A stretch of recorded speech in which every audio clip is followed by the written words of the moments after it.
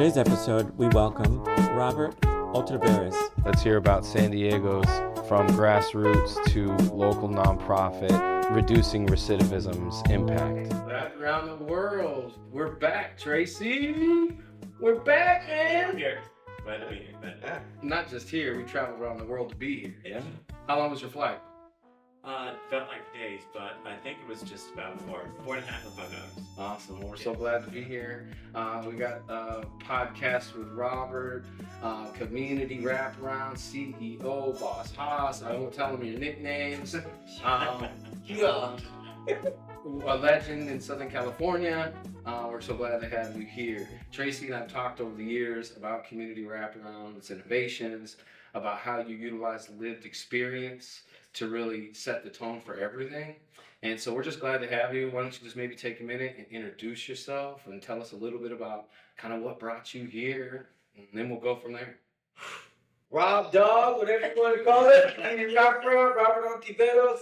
I don't like to put out the CEO. I'm just a human being, just, in a role to be able to provide services and lead others to be leaders. And so that's what I'm here for. And yeah, Community Wraparound's been around for 16 years as a grassroots organization. And as you know, as PastorJesus Sandoval from the Redmond Church is the founder. He founded it 16 years ago, and I stepped in to be the CEO role about 3.5, 4 years now. And it was all volunteer based with lived experience mentors. And so I took heart to, I wanted to provide a little bit more to kind of go back a little. I'm an entrepreneur as well.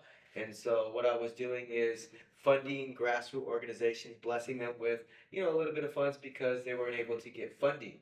And so God put it in my heart to bless Community Wraparound with a 501c3. And Pastor Sandoval, I was like, here you go. And he was like, great, you can be the president CEO. And I was like, whoa, hold up. I was like, I got to get permission from the wife. He's a hard guy to say no to, though. Yeah, I know he is. He is. I wasn't going to say no, but I still had to get permission from the wife.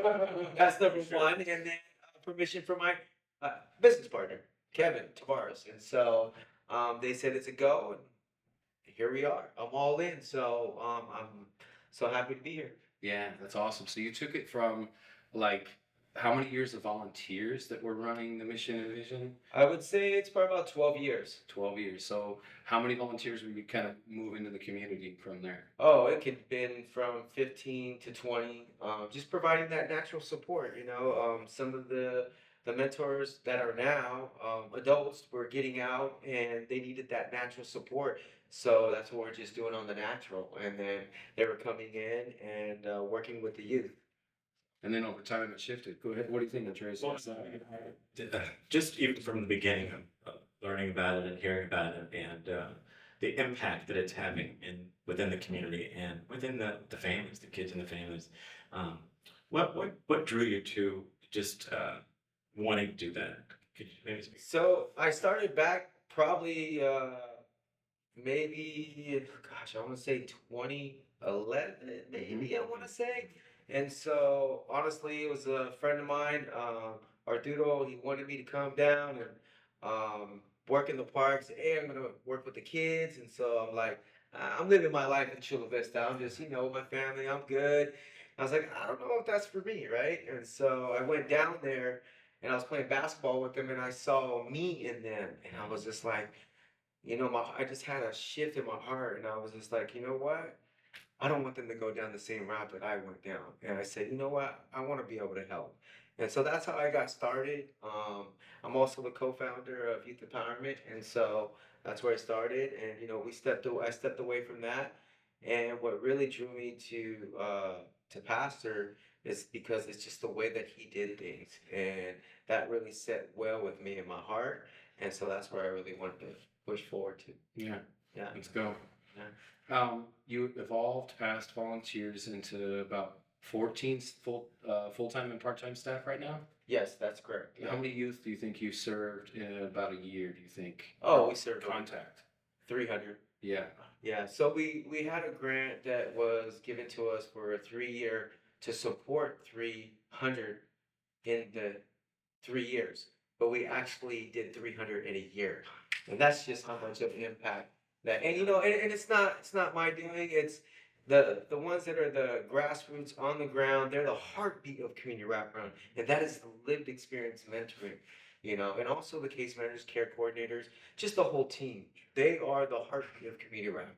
I'm just here to, do what I need to do or do what I can do for everyone. So Give us an example of some of the lived experience that you guys, utilize at Community Wraparound. yeah. Who are some of the backgrounds? What's some of the life experiences and the life knowledge that the mentors bring to the table? Yeah, so the lived experience mentors are formerly incarcerated.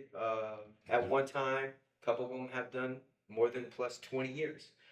They're formerly involved in gangs, and now they got out, they transformed their lives, and now they're giving back. So when I say they have a background, they have like a serious like background of like throughout their childhood, like teenagers. Right? We all didn't grow up to be, hey, we're gonna be a gang member, right? No, that's not how Right. chose our life. We just happened to go that way. And so they weren't just hanging out. They are actually ones that were doing what they do, right? We'll just say it as that. Yep. They're active. And so now that for them to transform their lives and change, to want to give back and volunteer their time. So again, I just saw that and I wanted to be able to bless them and go, you know what? It's time for them to get paid. They have to support their own family. Yeah. And so we have different neighborhoods, so it's lived experience. They could be from the Bloods, from the Crips to other gangs, South gangs, Logan Heights, East San Diego. I mean, I can go on, Sherman, all of them. But we have one of each neighborhood with a lived experience mentor. And just to go on that, with the lived experience mentors, they have to volunteer 6 months prior to even becoming a mentor at Community Wraparound. Wow. And I want to share with the reason for that. There's a reason for that because I know that working here and being a lived experience mentor, you have a lot of trauma already you've got experience through, right? And so the youth that you're going to be working with has trauma themselves or things that they're going on in their life. And then you're going to take that on, and then they have a family behind that. Right. You're going to take the family on. But guess what? You still got yourself and your family. So you got to be able to balance that all out. And I don't take this from anybody because it's not to be taken. It's just, I want to give them an opportunity to see if this is really what they want to get themselves into. Yeah. Because you got to be all in. You got to commit. Be persistent with, be committed to these kids and to the families because they really depend on you. Right. And so, yeah. And you're working with like critical circumstances, right? Ones that are significant. We're talking about sometimes like life sentences. We're talking about gang, violence prevention. We're talking about gun violence prevention, right? Yes. And so it kind of gets real for me on this. And I know Tracy's feeling the same way. Like I can't even believe we're here right now, right? Because I remember Community Wraparound, the dream, 16 years ago was we were doing training. We brought in some members from a local church, right? Yeah. And so to see where it's at today, it just kind of blows my mind. But I think that, and I've said this before, to me, it's like almost one of the most loyal wraparounds because it's not system-based wraparound. It's community-based. It's driven from the opposite way. It was like, we're not worried about funding it first. We're going to go do it. And then the funding is trickled down or shifted over time. Tracy, what else do we want to talk to him about? What do you think? Well, I mean, I think again, I'm hearing about this. It's almost this evolution of what the community needed, and it came, right? It kind of manifested it, and it just kind of came. But I remember hearing about it, from Jared or just listening to. I remember seeing like clips maybe on TV about some of the stuff and profound. Just thinking, just wanting to be a part of it or just peripheral or. I mean, Jared's not kidding when he says, I wanted to pack up and move and come. I'm telling you. Still today. Let's go. This is how, but just hearing the commitment that, things that kind of, not to say, you thought, look, I want to do more. I felt like I wanted to be a part, contribute more. And I think many people that have a real commitment to this passion hear that and want to do more. Not unlike maybe your volunteers and mentors. And so I love that you've created a place for this, for that to continuously happen. And it's continuing to grow and feed into it and do those things. And so I think it's amazing. I think it's awesome. And I'm grateful that you guys are doing that community, and I'm hoping that it'll continue to grow. Oh, it's gonna It is. continue. It is going to. You gotta Yeah. say it with conviction. This is going to happen, Yeah. regardless if I'm here or not. Community Absolutely. wraparound is Yeah. to keep Yeah. going because I'm building into where people can step in as well and be the leader because I can't be here forever, right? But I'm gonna put everything that I got while I'm here. But I wanted to also say with community wraparound, we had the kids coming, but I felt like there was not enough, right? Because you always want more and you want to help, right? So I felt like, you know what? We need to go out into the schools. We need to go out to the detentions. We need to be in the courts. We are everywhere where the youth and the families are going to be. We are there. We are present. We want to be there. And that's how we're able to just grow and just connect with families. And let's not forget about our partners. Right. So that's a key also with community wraparound. When you say wraparound, usually it's a wraparound and all in one. Well, the way the community wraparound is, we collaborate with other organizations that have their expertise in the things they do. Well, let's use them. Right. We got to all come together. It's not who's better than who. It's how can I help you? How can you help me? Right. That's what it's about. Reciprocal relationships. Absolutely. Yeah, it's credible. You said something I just want to make sure to point out, that lived experience mentors that you have, they themselves come with like a different type of conviction for this work. They're not just doing it for paychecks. They're not just doing it for their own personal gratitude. And you talked about how, like, you're not saying we hope, you're saying this is going to happen. Yeah. And I was thinking in my head, because, we won't talk about, some of the old days. And I love how Rob's kidding. There's an HBO documentary about Rob's life, in case you want to know. We won't put it out there. But, a part of this is like a level of like their own, like they're not there for a job. That's right.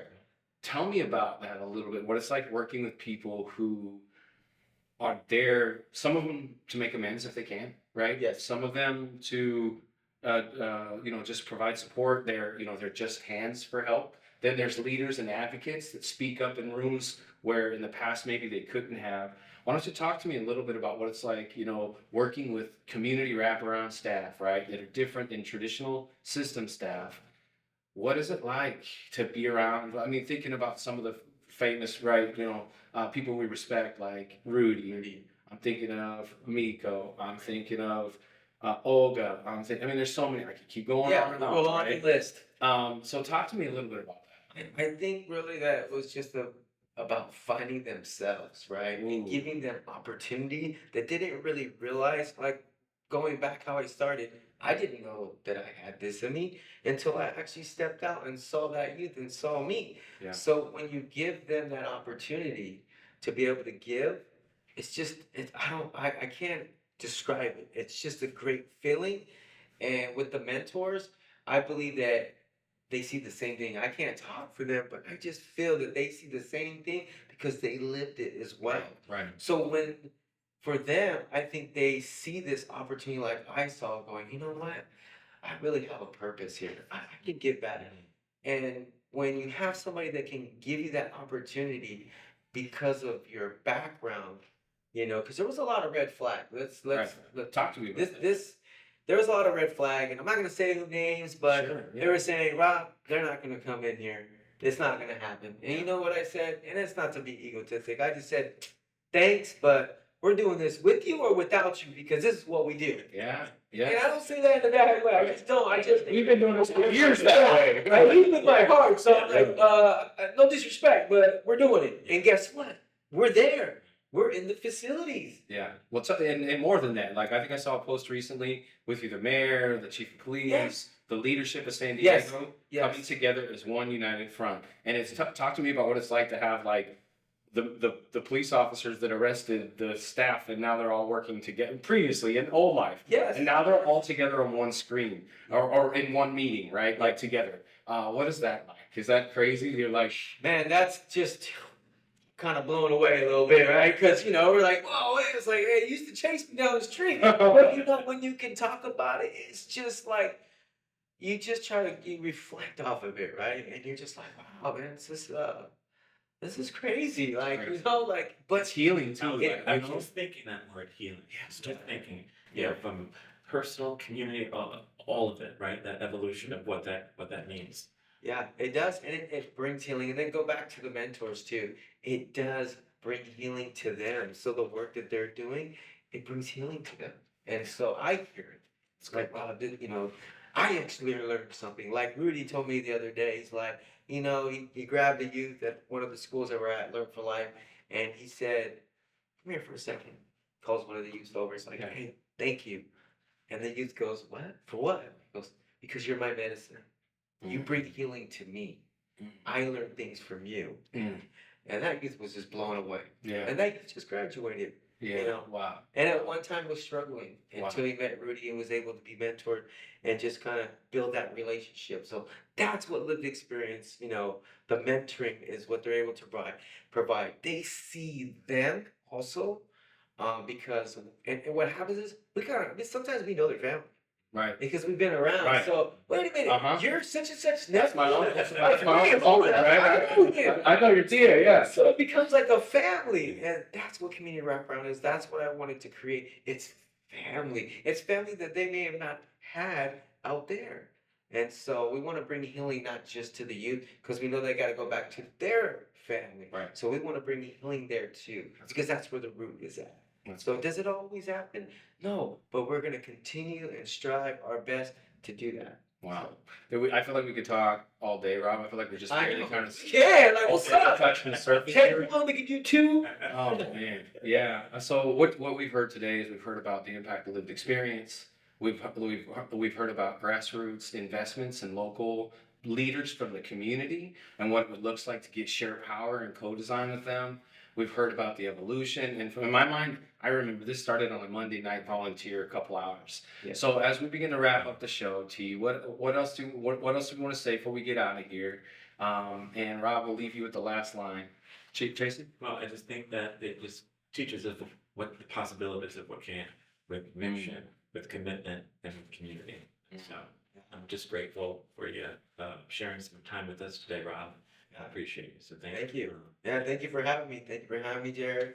Appreciate you guys. And I'll leave my last words. I'll say anything is possible. So, and then let's go. This has been great, man. Appreciate you. Yeah, man. Appreciate you. Yeah.